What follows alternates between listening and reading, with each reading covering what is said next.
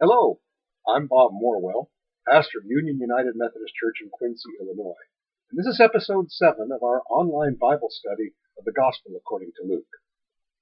We pick up with the 3rd chapter of the Gospel, which deals with the baptism of Jesus. Jesus' contact with John is the event with which the Gospels of Mark and John begin, while Luke and Matthew start their narratives with Jesus' birth. Well, actually, Luke starts his Gospel with an account of John the Baptist's birth. He was depicted as a relative of Jesus through his mother Mary. Actually, the relationship between the two was apparently a matter of some uncertainty in the early church. In chapter 1, verse 33 of John's Gospel, the Baptist is quoted as saying that he did not know Jesus prior to seeing him.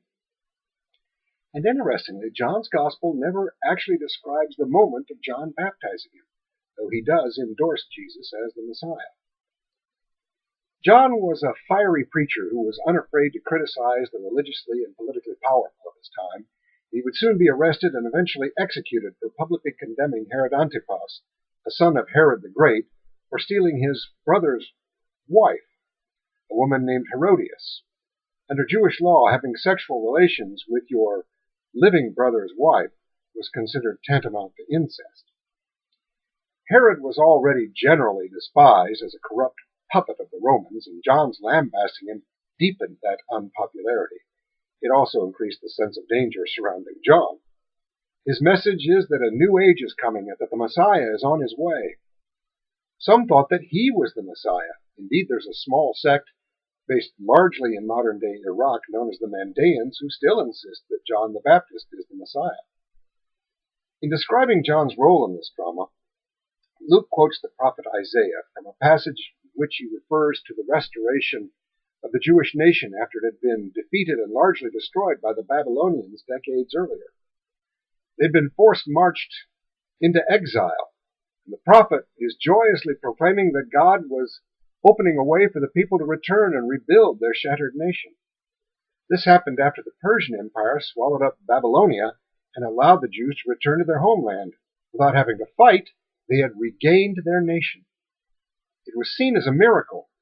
It was a time not unlike the late 1980s when the Berlin Wall and then the entire Iron Curtain suddenly and unexpectedly fell, and soon afterward the Soviet Union fell with them, with scarcely a shot fired, much less a nuclear weapon detonated. It was something the experts had not dared to imagine and would have confidently told you was impossible. Yet it happened. John is predicting that God is about to do something history-changing. But the baptism of Jesus caused problems for the early church because it was billed by John as a ritual signifying repentance from sin, and the church claimed that Jesus was sinless throughout his life. It's unlikely they would have preserved a record of this incident if they were not certain it had actually happened, despite the theological problems it posed for them.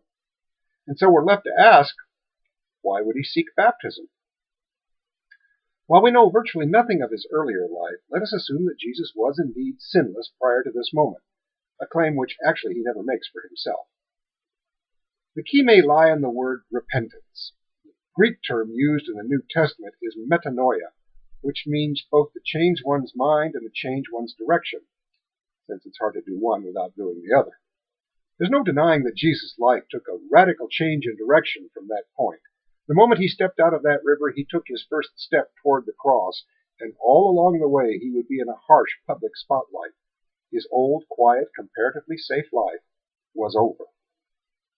It would be an intimidating, even downright terrifying prospect, even if he wasn't sure that it would lead to an excruciating death.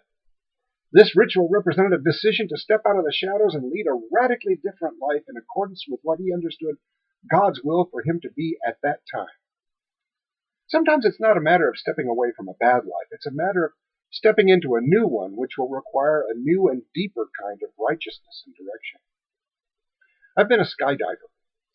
Before making my first jump, I trained and prepared. In essence, I'd already decided to jump out of that plane long before I did so.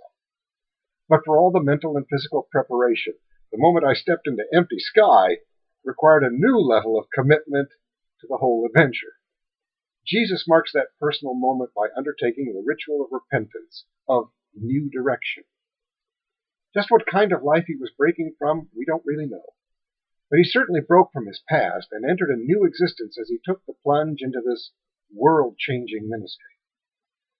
We are told that it took place in the 15th year of the reign of Tiberius Caesar. That would place it around 29 AD. At that point, the Roman Empire was in some disarray. Tiberius had largely withdrawn from the day-to-day administration of the empire and was amusing himself in the Isle of Capri with prodigious amounts of sex with young girls and boys. As he personally degenerated, he left the administration of the empire to his aide Lucius Aelius Sejanus, who quietly accrued more and more power. Among the tasks he took on was appointing military governors to various provinces, and among them was Pontius Pilate, who was assigned as governor of the kingdom of Judea in the southern part of what is modern-day Israel. Pilate would probably have considered himself fortunate to have such a friend who was emperor in all but name. But that friendship could prove a danger and burden a few years later. It may well have had an impact on the way Pilate would deal with Jesus.